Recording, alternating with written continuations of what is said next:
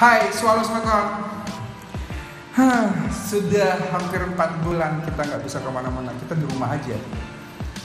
Di masa pandemi seperti ini kita nggak bisa keluar rumah, kita nggak bisa jalan-jalan, bahkan ketemu teman-teman dan sanak saudara kita nggak bisa. Apalagi sekarang masa liburan. Oh iya, selamat liburan buat semua murid-murid saya dan juga semua siswa-siswi di seluruh Indonesia. Selamat menikmati liburannya. Ya memang sih liburannya beda dengan liburan yang kemarin.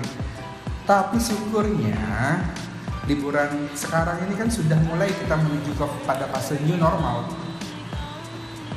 Setidaknya kita sudah mulai bisa keluar rumah. Tapi ingat, tetap jaga protokol kesehatan.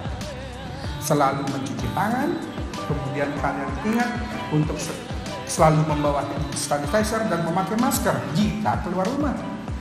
Dan juga yang paling penting kalian tetap menjaga jarak dengan orang-orang di sekitar kalian. Oh iya, belakangan banyak banget yang menanyakan sama saya. Bukan hanya dari keluarga, bukan dari orang terdekat saya, bahkan orang tua siswa juga banyak yang bertanya tentang tahun ajaran 2020 ini. Pak Angga, bener gak sih tahun ajaran ini dimulai bulan Januari? Pak Angga, tahun ajaran 2020 dimulai dari bulan. Nah, karena kita pembahasannya agak formal sekarang, ada baiknya saya nggak pakai baju yang casual gini. Saya ganti baju dulu deh.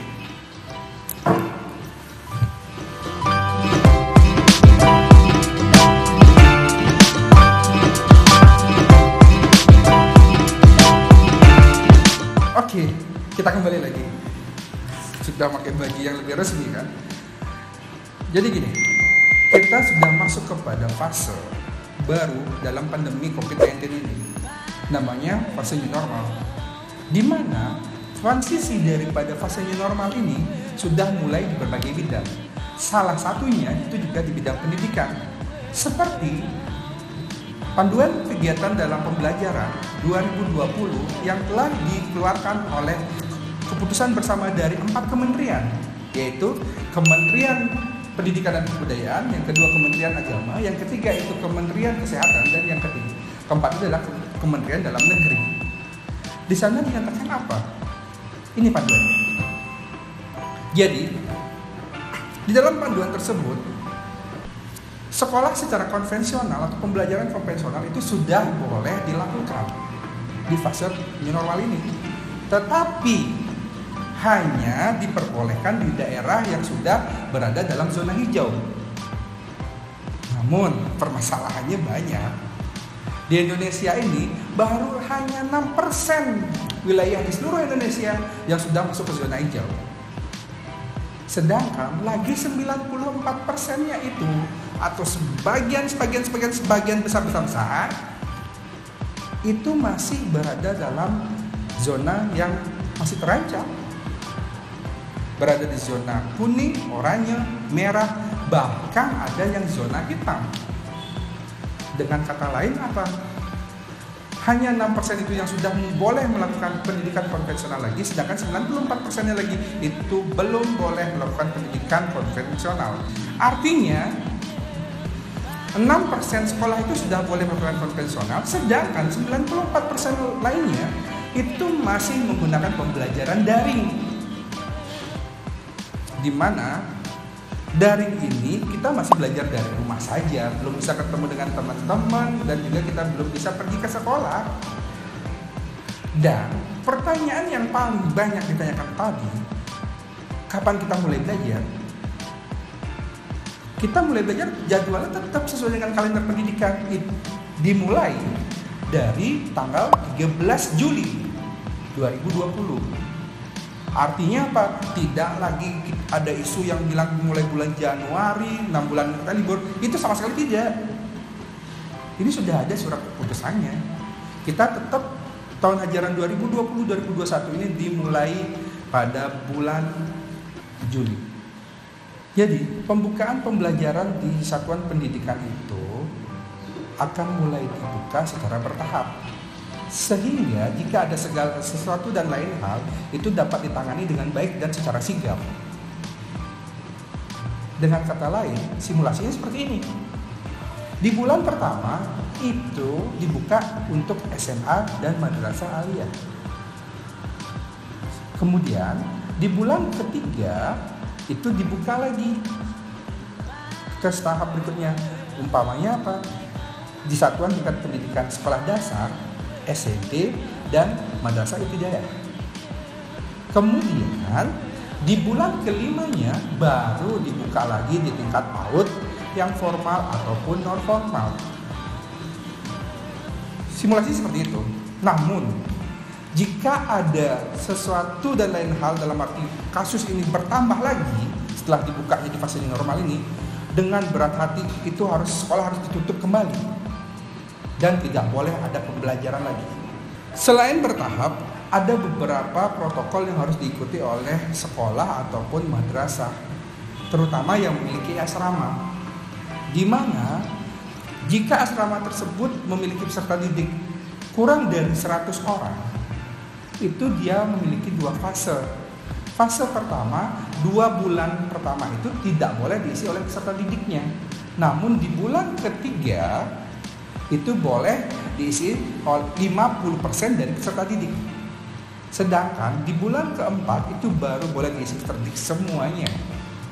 Sedangkan jika peserta didik di dalam asrama itu melebihi 100 orang, bagaimana? Sama 2 fase juga. Di 2 bulan pertama itu tidak boleh ada peserta didik di dalam asrama. Namun di bulan ketiga itu boleh ada 25%. Sedangkan di bulan keempat bertambah lagi menjadi 50%.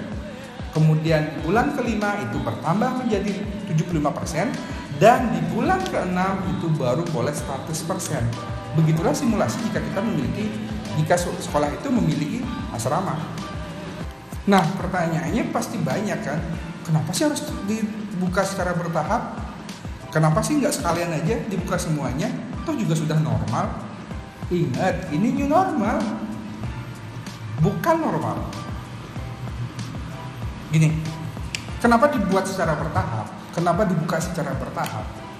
Itu untuk mengurangi adanya kasus baru atau menekan kasus baru. Dan juga agar tidak terjadi efek kaget. Kenapa efek kaget? Baru yang biasanya kita di rumah aja tiba-tiba baru diizinkan keluar, sekalian semua keluar. Kalau semua keluar, takutnya ada yang satu terkena lagi, kita semua kena lagi juga kan? Jika semua sekolah sudah mulai dibuka di fase normal ini, sekolah juga masih banyak tugasnya. Salah satunya itu ya harus menaati dasar periksa kesehatan yang sudah ditetapkan oleh Menteri Kesehatan. Kurang lebih itu ada 6 poin. Poin 1, ketersediaan sarana sanitasi dan kebersihan. Poin kedua, akses pelayanan kesehatan yang mudah. Poin 3, menerapkan pakai masker atau masker tembus pandang untuk teman-teman penyandang disabilitas rungu. Yang keempat, menggunakan termogan. Yang kelima, harus siap mengecek murid dan gurunya. Dan yang terakhir itu adanya kesepakatan antara semua warga sekolah terkait kesiapan pembelajaran tatap muka ini.